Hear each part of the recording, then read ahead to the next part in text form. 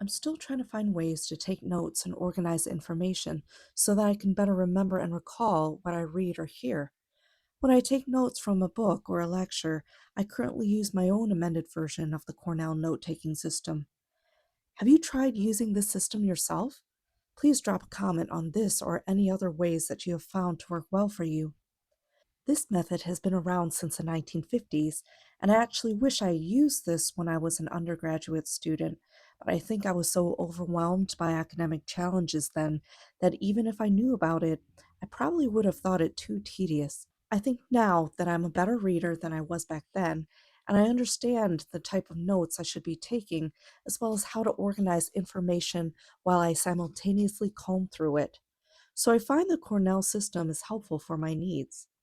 What I would have labeled as tedious as an undergrad is actually why it could be so effective for studying.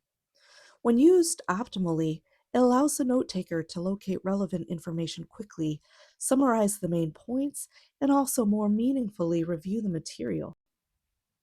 In this video, I'll be going through this note taking system and also talking a little bit about how I personally use it. This is the notebook I use. I'll put the link in the description. This is not a paid promotion. I just like to use these since they are all ready for me to use. However, you can make your own with a regular spiral notebook and a straight edge. You'll see that the top part of the page is divided into two sections, with the left part being about a third of the way in. The left part is entitled Cues and Questions, and the right part, Notes. There's also a portion of the page at the bottom called the Summary section. In this notebook, they also include a section at the top with information about the source material and the subject, and at the bottom, you'll see they put the page number as well. If you're starting out, you can begin by taking your lecture or book notes in the Notes section. This would include meaningful information and ideas. Your notes might look like lists, definitions, acronyms, timelines, quotations, procedures, and descriptions. You can also utilize bullet points and illustrations in this section. In my example, I've placed the name of the book and the author at the top and the chapter number near the top as well. While I was reading the chapter, I took some notes on what I had found in that section of the chapter on the right. This includes a definition of blind sight, descriptions of procedural and episodic memory, and a quotation from the book I felt was important to the topic.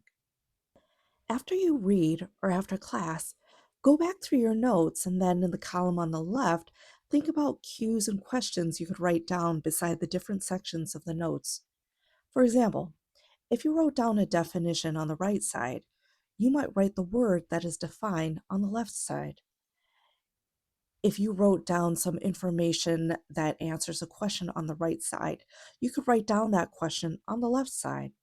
If you wrote down key points from a particular paragraph in the book on the right side, you could write down the matching main idea on the left side. You can even expand the function of these columns by writing additional questions on the left side and then taking time to locate and write in answers to those questions in the notes section. Here, I just write down some keywords and questions, as well as main idea that is related to the notes that I had written from this chapter.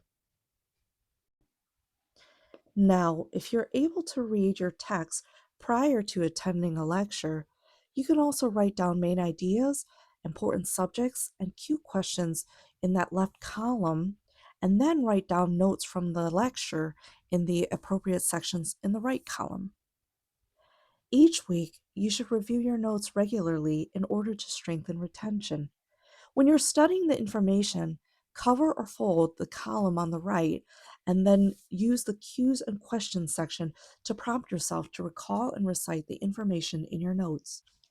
At the bottom in the summary section, I'd write down a 1 or 2 sentence summary of your main points from that page. This can be used to help you find information quickly later, in addition to using your index section if you have one.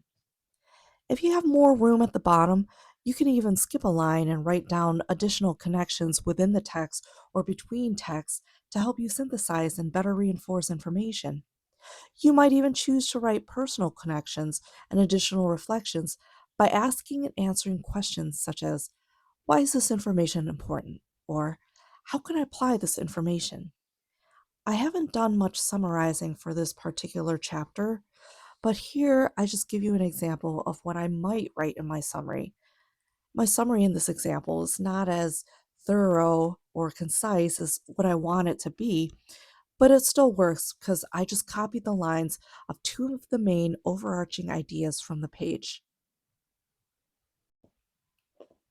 I do like this notebook because it has page numbers as well as an index section. It does cost a bit of money though, so if you do choose to create your own notebook, I highly recommend that you also create an index with a few pages at the front and also number your pages at the bottom so it's easy to find information.